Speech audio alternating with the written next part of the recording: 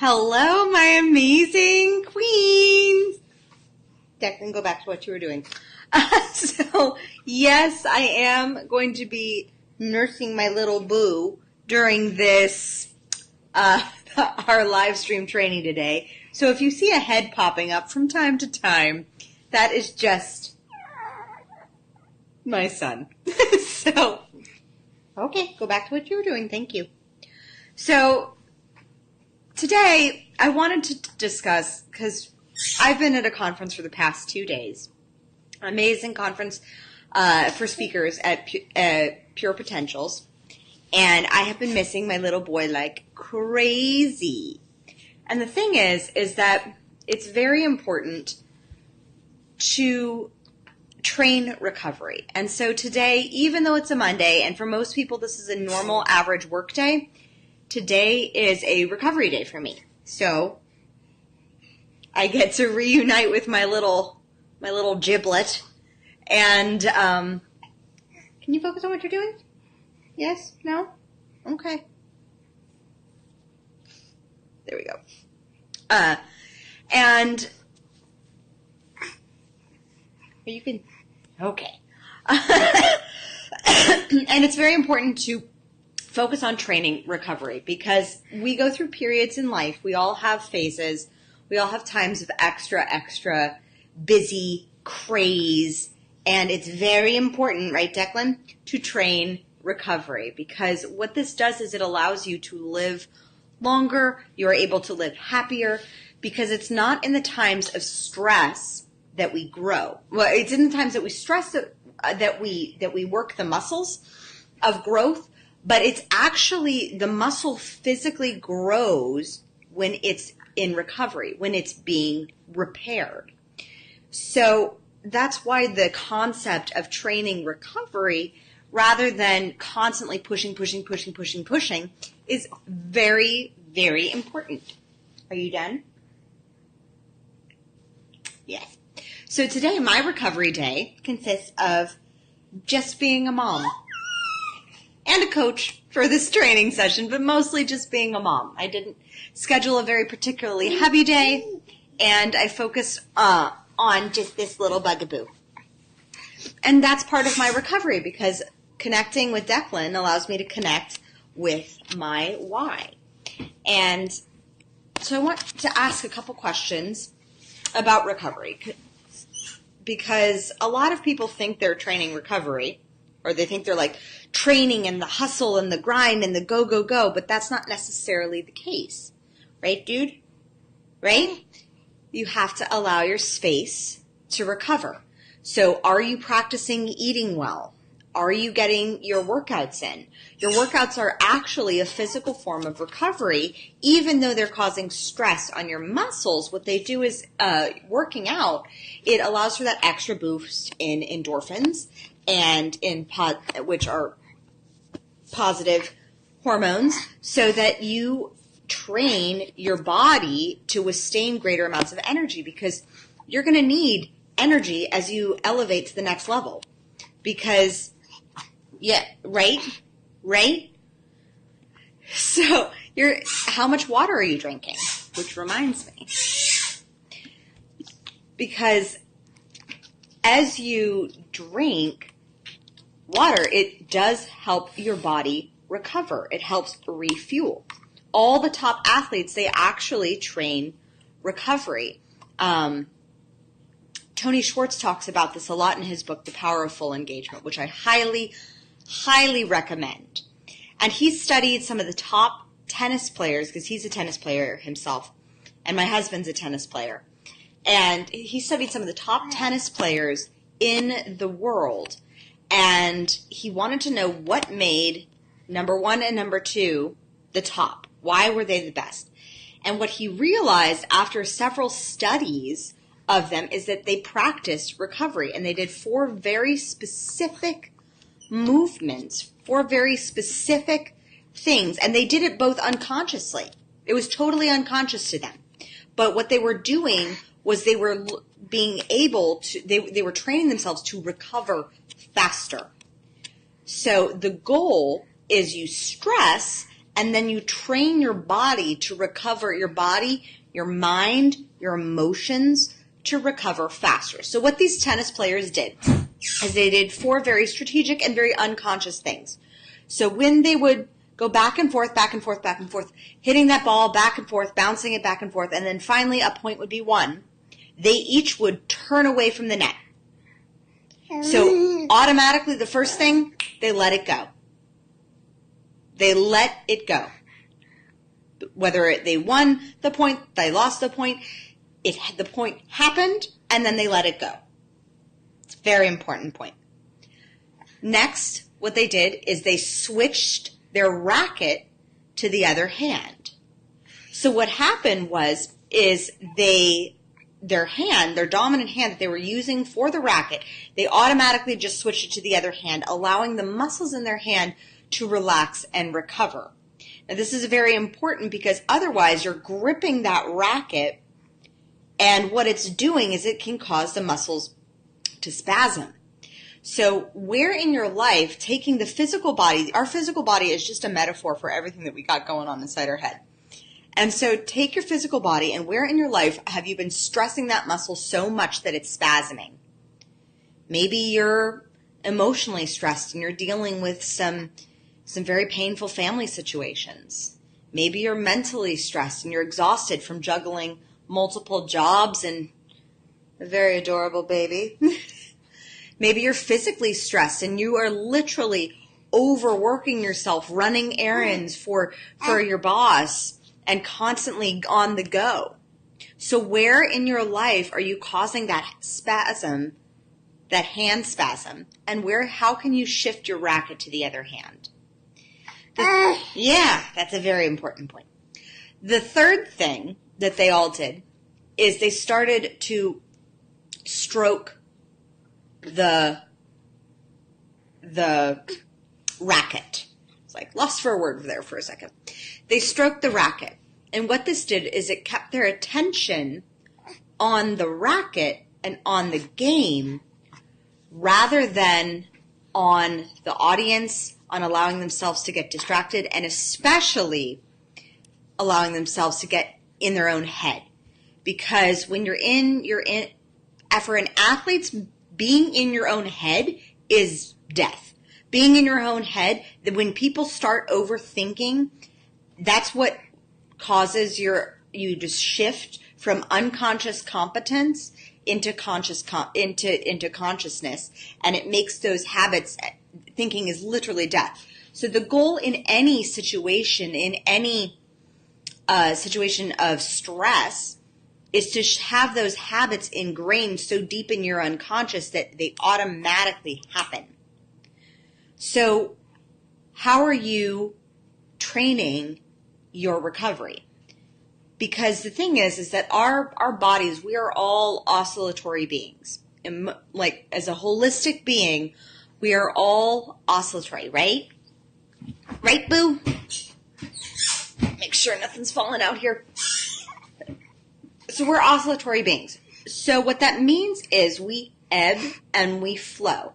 And we ebb and we flow. Think of a heartbeat. What is the sign of death for a heartbeat?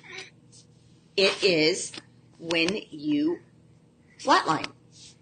Now the thing is that you can flatline at a very high intensity because that level of intensity cannot be maintained without being able to train that recovery. Yeah. Right? And so being able to train that recovery is key in allowing yourself to ebb and flow. So for me, today is a flow day. I've spent the past 2 days at a speaker's retreat where I was with my husband. I was very, very proud of him. He won the speaker's retreat competition for being the number 1 speaker of the entire retreat. I was very, very proud of my hubby.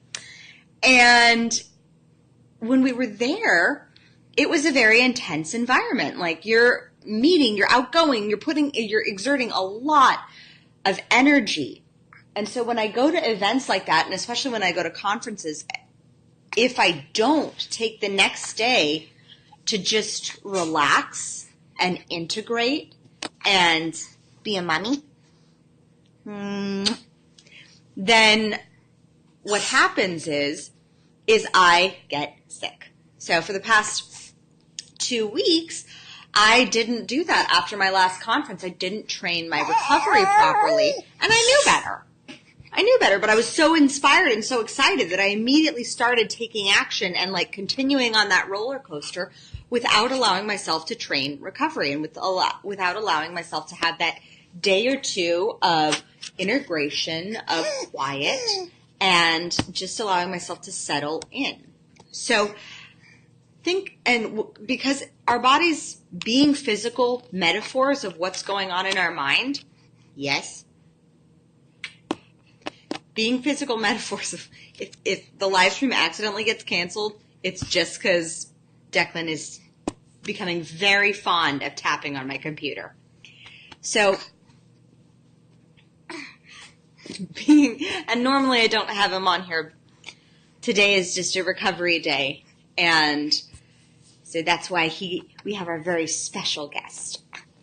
So being able to train recovery, when I didn't train recovery and I didn't take those 2 days to integrate and allow myself to rest and relax and recoup, and I immediately jumped back in to work mode from a very intense accelerated learning environment. Yeah. What happened was I caused myself to get sick. Like literally, I could time it. 2 days later, I got sick. And yes. And Declan is like, yeah, I know. And then you pass it off to me, Mom. So what happened is when you aren't training recovery properly, then that causes basically the spasm of your muscle or your physical body as a whole unit, like by contracting a cold. The opposite is true when you aren't training, period. Like, if you aren't training, period, and you aren't stressing your muscles in any way, and you aren't growing, because, like I've said before, we live in an ever-expanding universe that's always expanding, that's always constantly needing that expansion. So stress is positive in many ways. It causes that expansion. You cannot grow without a little bit of actual stress. If you think of your muscles as a physical metaphor, if you think of your actual muscles when you're working out, when you exercise your muscles, you are stressing your muscles. That is the point of exercise. That is the point of working out. So you are causing your muscles stress. And then from that stress, you grow. But the growth happens, like I said, in the recovery period, allowing yourself that time, that space to recover. So especially if you're doing very, very intense workouts, like boot camps or CrossFit. Yeah. Well, or learning to crawl in Declan's case, right? Learning to crawl is a big one. You're exerting a lot of energy. Those types of very vigorous workouts actually require greater amounts of recovery. So and that's the reason why sometimes if you don't practice that recovery, or if your body isn't accustomed to recovering fast, because the only way that you can train your body to recover fast is to practice the stress and to practice the recovery. And then you practice the stress more, and then you practice the recovery more. So that is the only way to train your body to recover faster. So when I was teaching Pilates, I would have clients that would go to boot camps, and they would do a very intense, like 22-day, 30-day boot camp, but their body wasn't accustomed to maintaining that level of stress and to recovering fast enough. So what would happen would be their bodies would actually retain the water, and their muscles would bloat, in essence, because their bodies couldn't recover fast enough. And so what's very important is to practice recovery. So forms of exercise that are a form of recovery are Pilates and yoga. Those you can do on a more consistent basis if you're moving back into exercise and into practicing that physical form of stress. right? Because what Pilates and yoga do, they are rest and digest. They forms of exercise. They activate your parasympathetic nervous system, which allow your body to rest and digest because you're constantly focusing on breathing, on stretching through the breath, using those forms of exercise. So, yes, my love. So we want to build a very healthy rhythmic structure, spiritually, emotionally, mentally. Yeah. And somebody, I think, is hunting for another pie. Okay. Okay, love. So we want to be able to practice those forms of recovery, because recovery has to come in all forms. So how is your sleep? Like, really ask yourself, how is your sleep? What is the quality of your sleep? Not necessarily the quantity of your sleep, but the quality of your sleep. Are you getting enough sleep? So 7 to 8 hours is the ideal. I will admit this is still something that I am working on myself, is to be able to get that adequate amount of recovery. Hey, chill, buddy. Declan's starting to practice recovery as well. Hey, love. So are you getting enough sleep? What is the quality of your sleep? Are you being constantly disturbed by something in the middle of the night? Or are you getting really good, solid 7 to 8 hours of sleep? And you'll know if you find that you're sleep deprived and you're like, well, no, I can totally survive on like 5 to 6, because that was me for a long, long time. I used to think that, well, I can totally live off of 4 to 5 hours of sleep. And that was the pattern that I grew up watching my mom do. My mom is not a very good sleeper, and that's something that now, as she's older, she's having to learn to train herself. And so I used to think that living off of 4 to 5 hours of sleep, I was like, yeah, I can totally rock it out. I'm much more productive and much more efficient. Not true. So not true. In fact, according to multiple sleep studies, if you aren't getting enough sleep, if you're getting less than 6 hours of sleep, you are actually operating drunk, basically. Like, not necessarily drunk, but like as if you were to work out, as if you were to be working on 2 beers or 2 glasses of wine. And I know, because I've had 2 glasses of wine. I'm like, I want to get back to writing some emails or doing some work, and I don't have as much focus. So be aware of where your sleep pattern is. Are you sleeping enough? And if you aren't sleeping enough, and then you're like, well, Kim, I try to have the 7 to 8 hours of sleep, but when I get 7 to 8 hours, I feel even more exhausted. And what that is that means that your body is basically saying, that's right, silly. You're incredibly exhausted, because that's your body. What that means is you're going through metabolic fatigue syndrome, which means your body isn't so not accustomed to getting the proper amount of sleep that it is actually feels more tired when it's getting that 7 to 8 hours of sleep. And it feels like, well, God, like, why even bother getting 7 to 8 hours if I have to, like, really feel like when I get that 7 to 8 hours, that proper amount of sleep, that I really should be sleeping for like 10 to 12 hours.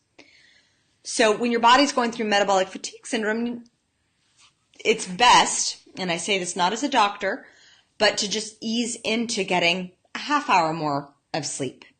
If you're used to getting only 5 hours of sleep a night, try 5.5, and do 5.5 for a few days, and then go to 6. And then do 6 for a few days, and start to see how you're feeling with your productivity and with your energy. Because it is in sleep when we're allowing our mind, our emotions, our body to recover. So I want you to ask yourself, do you think that in the next 5 years that you are going to be more stressed, more in demand, have more needs in the next 5 years? Or are you going to be less stressed? Like, looking at the pattern from the past 5 years of what the past 5 years have brought, do you think that you're going to be more or less stressed? And you're probably thinking, it's probably more. And I can tell you what, it's definitely more. Because as you add more responsibility to your plate, more titles, like for me, 5 years ago, I was just the title of girlfriend and go-getter. Like, now as a wife and a mother, those require a lot different energy especially when you're living with someone, and living with a little someone. It requires a new level of energy. And the thing is that when you're going for that next level, when you're going to work to stress your muscles more, emotionally, mentally, physically, you have to practice training recovery. So are you getting in your daily exercise? Are you getting in that movement in order to train your body on how you need to be able to practice stressing it more? The world's highest performers in studies collectively show that they exercise more regularly, 4 to 5 times a week, than the average person. So if you're looking to get to that next level of being a high performer, how can you add in exercise as a non-negotiable to your day? Even if that means exercise is just a 35-minute walk outside.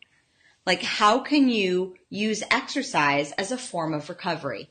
Maybe that's just doing 35 minutes of yoga in the morning and allowing your body to really stretch and release and feel your muscles and the strength in it. I can tell you, like, when I skip doing yoga for a few weeks and I go back to it, I'm very sore the next day, and I'm pretty strong. And I'm like, why am I so sore? And it's because my body isn't used to being stretched and flexed in that way and maintaining its own and holding itself up with its own body weight.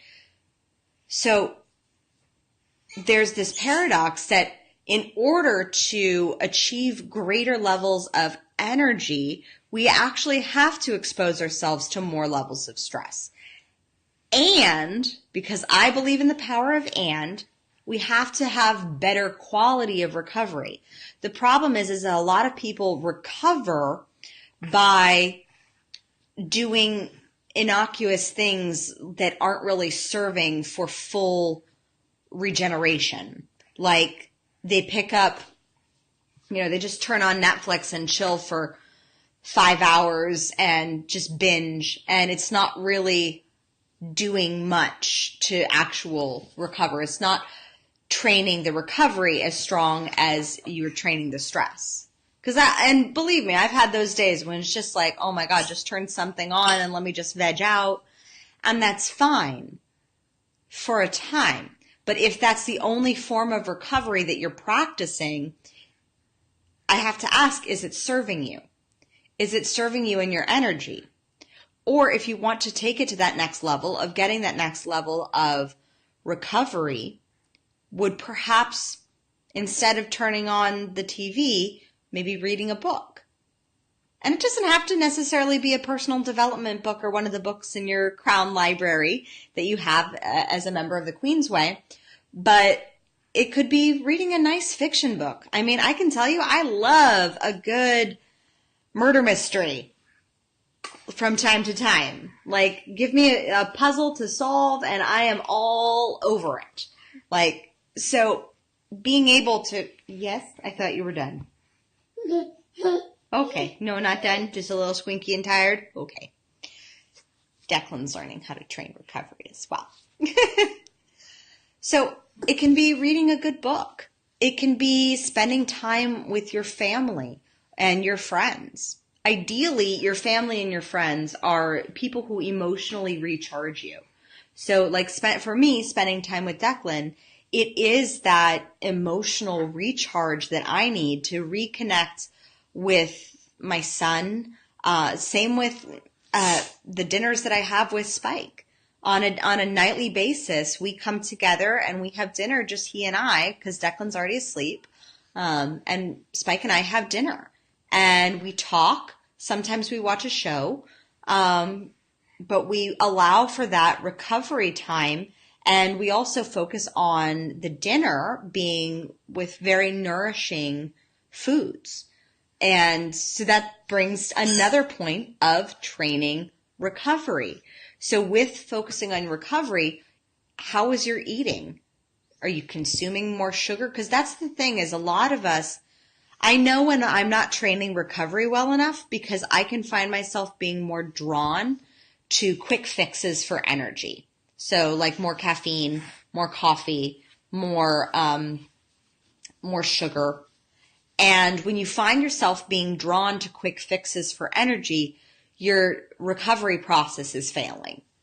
And like, I love myself a good cup of coffee in the morning, but if you're having that second, third, fourth, maybe mid-afternoon cup of coffee in order to keep you going, you're flatlining with your energy.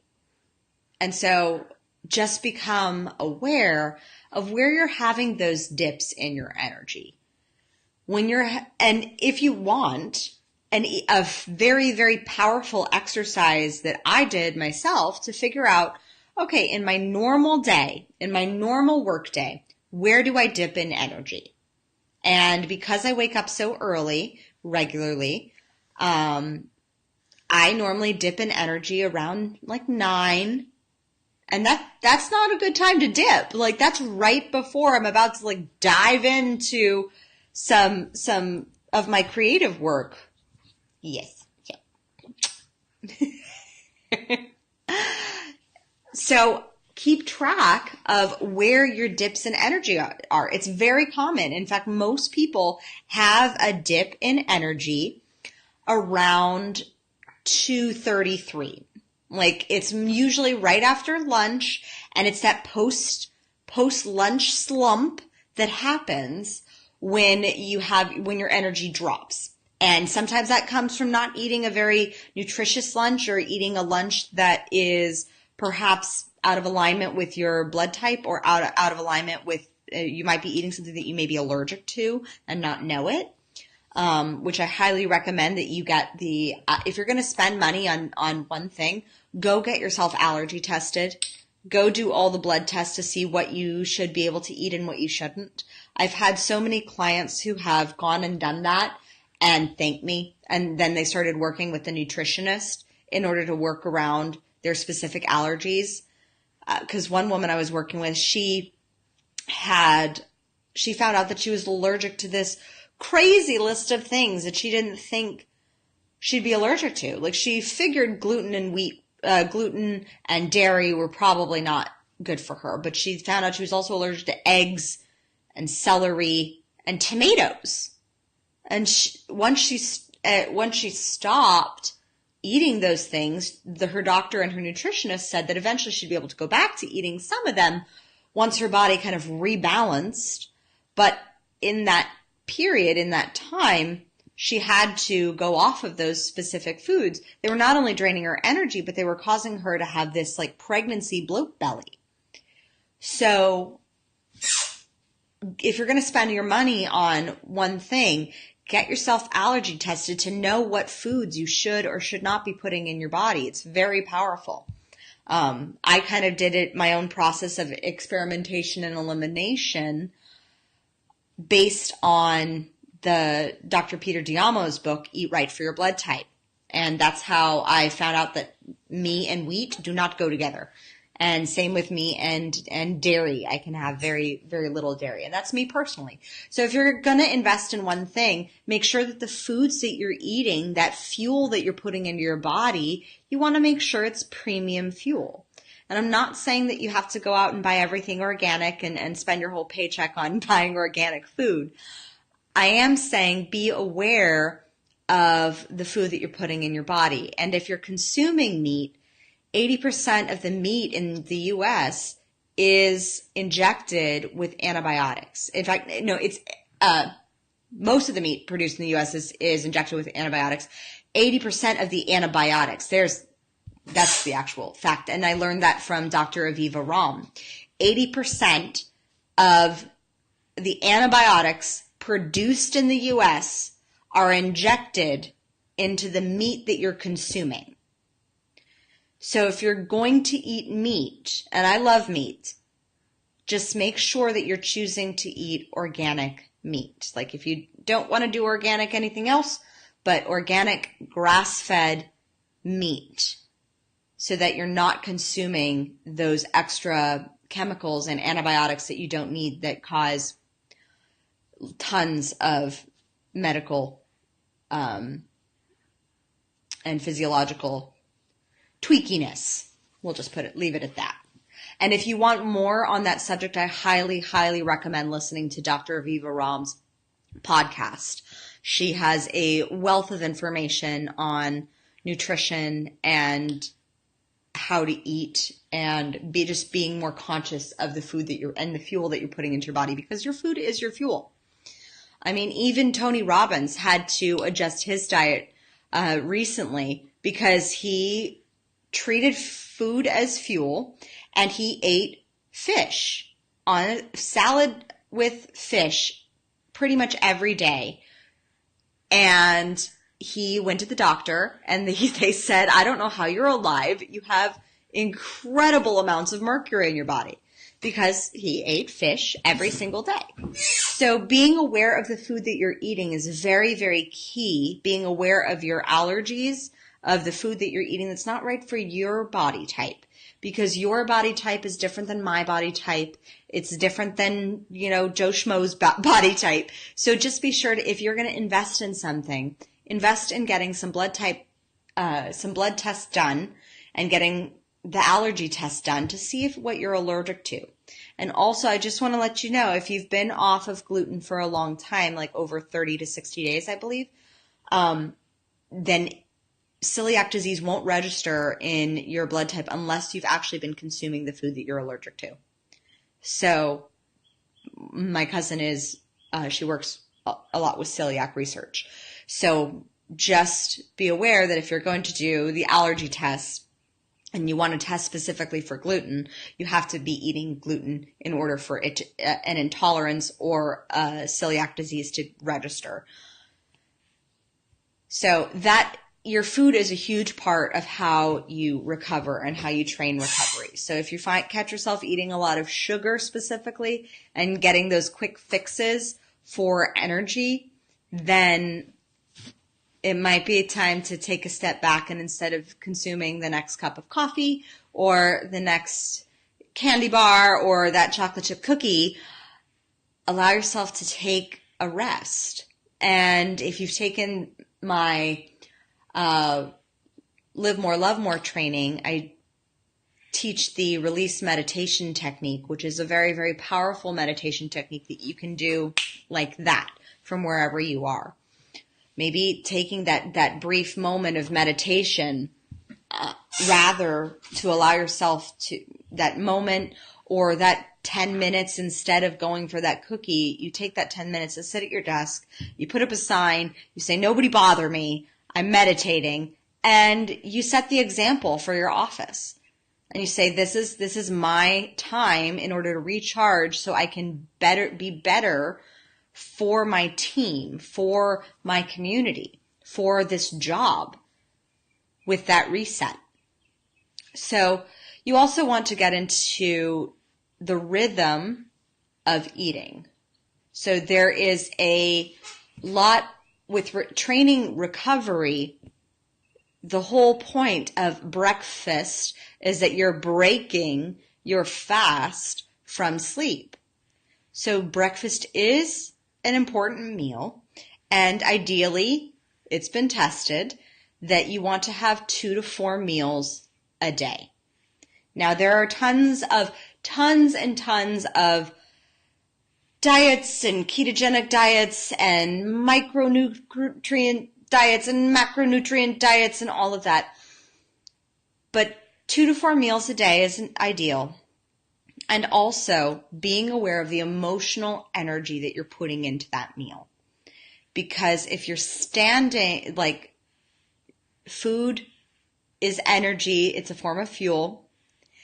You are energy. You are an energetic being. We live in an energetic universe. So be aware of the energy and the intention that's going into the food. So if you're running around, rushed, haggard, and just like, well, I know this is a salad, but I'm just going to shovel it in my face. That's not necessarily the best for your health and well-being, because the intention then that you're putting into the food, it's imbibing it with a certain energy. And whether you ascribe to energetic medicine or not, just be aware that we are all energetic beings. So setting that intention before eating is very key. In fact, that's why studies have shown that the brain actually chemically changes when it's feeling feelings of gratitude. That's why prayer before meals, it's not just if you were brought up in a religious household like I was, where you always pray before a meal. But what the actual prayer is, what the definition of prayer is it's basically meditation. Meditation and intention, and setting an intention for that meal. And being grateful and putting the granddaddy of positive emotion into that food, being grateful for that food, for what that food is doing for you, for how that food is going to fuel you. That is also, that takes that food from the physical realm of just being food to fuel you into the emotional realm of having that food also emotionally fuel you, because what it's doing is setting that intention of creating that little meditation around food or around eating. It allows you to slow down, be more intentional, be more aware, and living in that present moment, which is a source of recovery. It is a way of training recovery. And I have a sleepy baby boo on my boob. So sweet. He's my little pug. And being aware of how much you're eating, because the emotion that you're putting into a meal, when you're focusing on if you're running around haggard and eating food when you're stressed, and it's just kind of this form of shoveling and, oh my God, I need to get food in me right now. What happens is that your body isn't able to quickly register that food is being consumed, that like it's not able to register that food is going to serve. And it's more like coming from a place of starvation and lack and scarcity rather than from that place of abundance and service and intention. So allowing your food, allowing your meals to be that source of recovery. And this is very key. Like apparently Declan, he's practicing recovery so hard that he's fallen asleep. So be aware of how you're training recovery, of how you're sleeping, of how much water you're drinking, which, by the way, I'm just going to remind myself to have a little sip.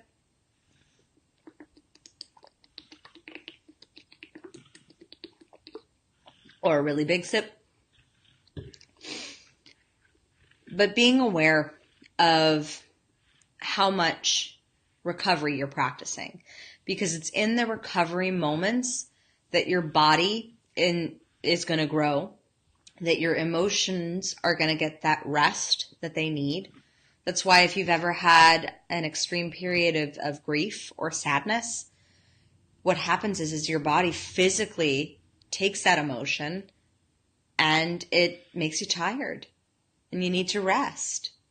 And taking that time to physically rest so that you can heal yourself from that negative, sad emotion, especially if you're going through a very stressful emotional time like a divorce or the dishwasher's done, a divorce or a job transition that's been really toxic, or you're in a relationship that's been, you just found out some information and it's really breaking your heart.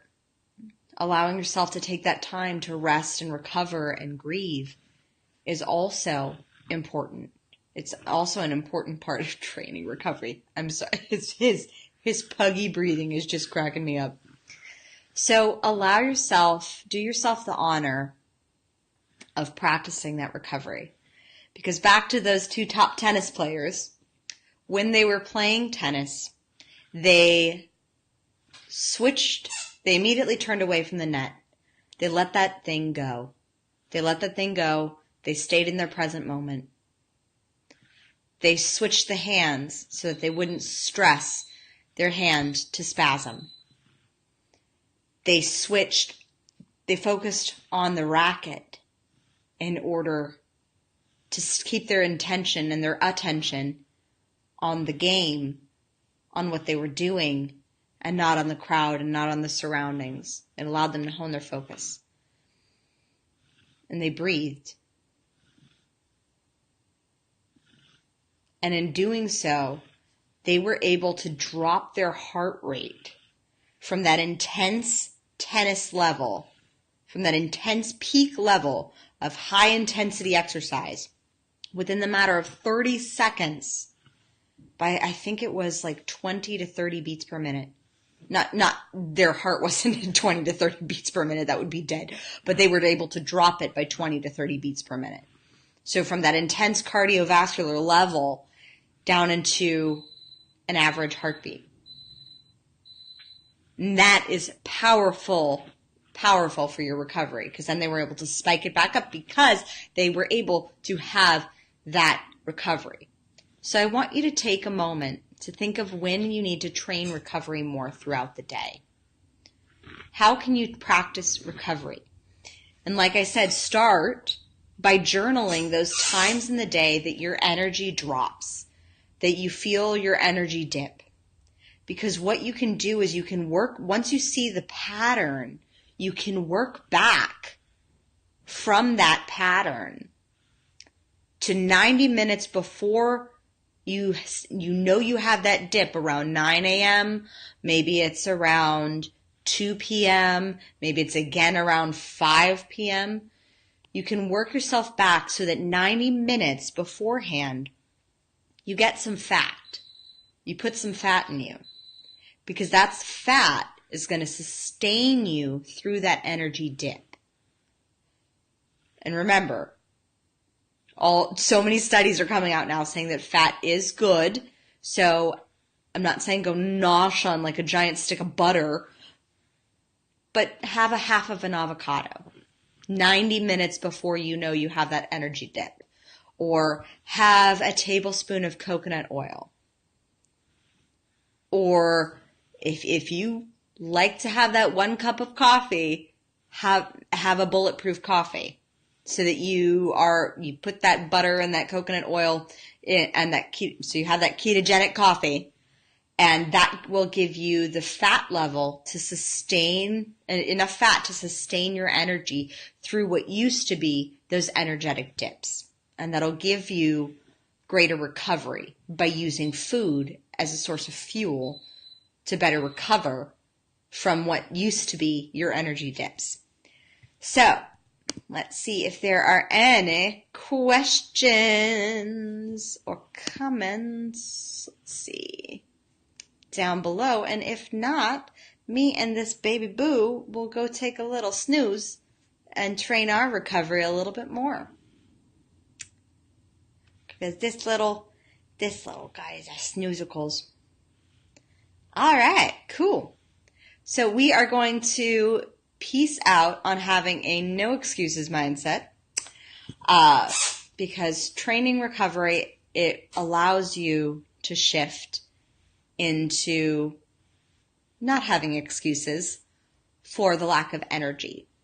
Because when you're able to train and sustain a greater level of energy, you're able to show up consistently and move further forward faster than you ever have before.